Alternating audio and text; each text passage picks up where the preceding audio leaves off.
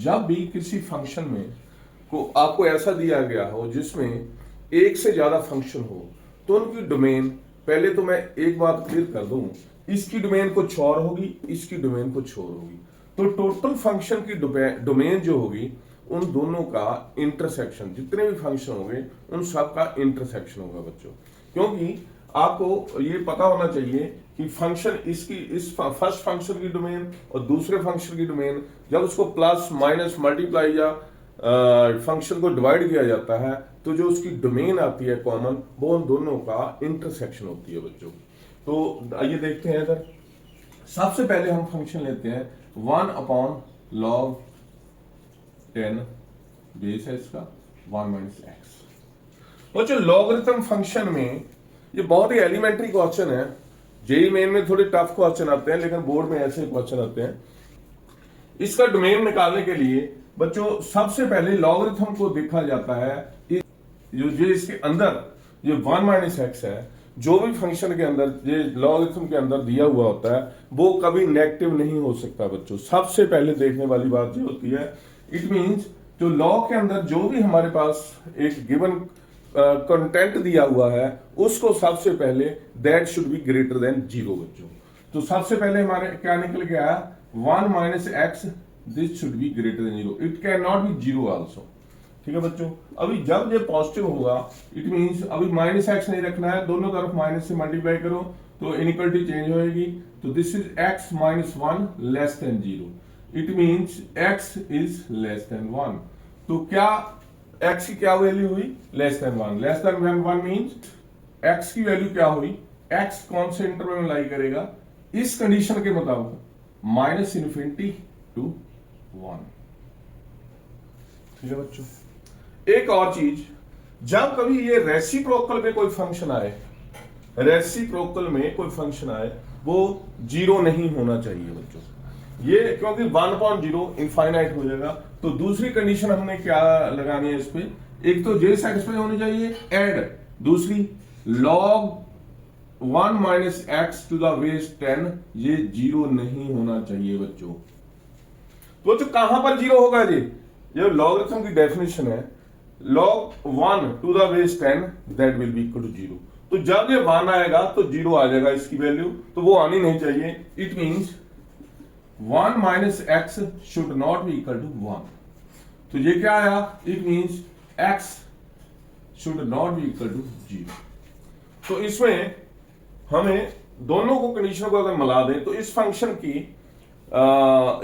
को एग्जिस्ट करने के लिए इसमें कौन सी डोमेन इस फंक्शन को टोटल डोमेन क्या आई? दोनों का पहले से दो कंडीशन का इंटरसेक्शन, मतलब उसको ये कंडीशन भी सेटिस्फाई करनी होगी तो ये कंडीशन भी सेटिस्फाई करनी होगी।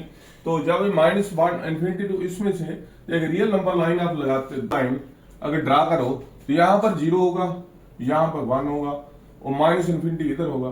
तो पहले हमारे पास ये सोल्यूशन आया, सोल्यूशन सेट आया, ये -∞ to 1 आया।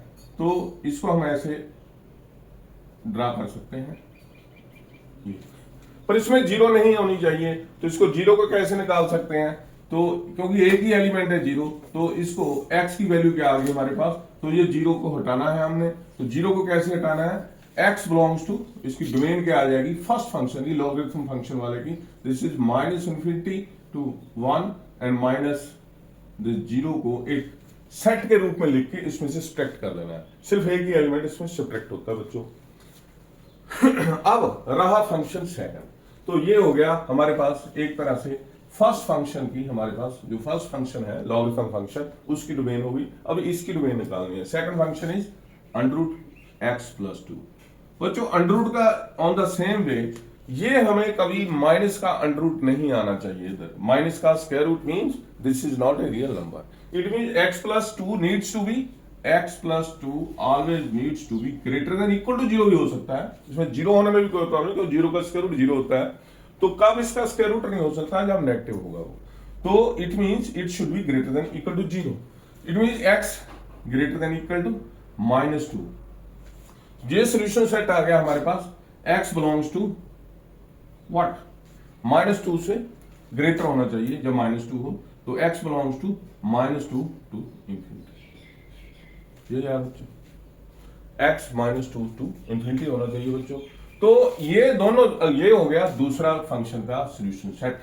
अब दोनों सोल्यूशन सेट को हम एक रियल नंबर लाइन पे ड्रा करेंगे बच्चों, और उसका इंटरसेक्शन लेंगे। वो एक्चुअली एक उसकी समझ से निकलता है, और आप देखते हैं वो कैसे निकालना है। ये मान लो रियल नंबर लाइन है, ठीक है।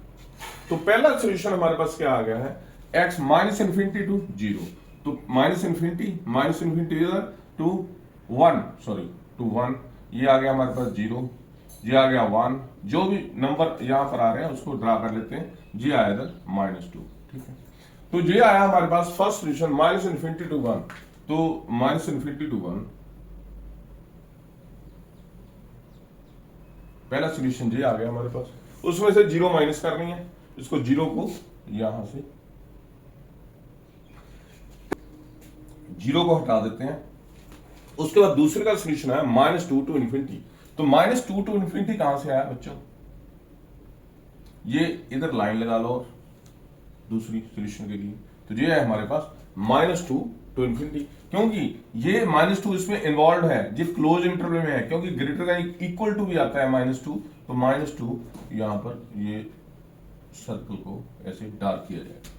इसका मतलब है इसमें माइनस टू इन्वॉल्व है, इसमें ना जीरो इन्वॉल्व है ना वन इन्वॉल्व है। इन दोनों का अगर इंटरसेक्शन लिया जाए, जो इंटरसेक्शन मींस जो दोनों कंडीशन को सेटिस्फाई करना पड़ेगा हमें। इट मींस ये लाइन देखनी है, दोनों लाइनें कौन से कॉमन एरिया से क्रॉस होकर गई है। तो ये कॉमन एरिया आ गया, इसमें से जीरो हटानी है। तो कॉमन एरिया है हमारा माइनस टू टू वन। ये ओपन इंटरवल में है, ये क्लोज इंटरवल में है।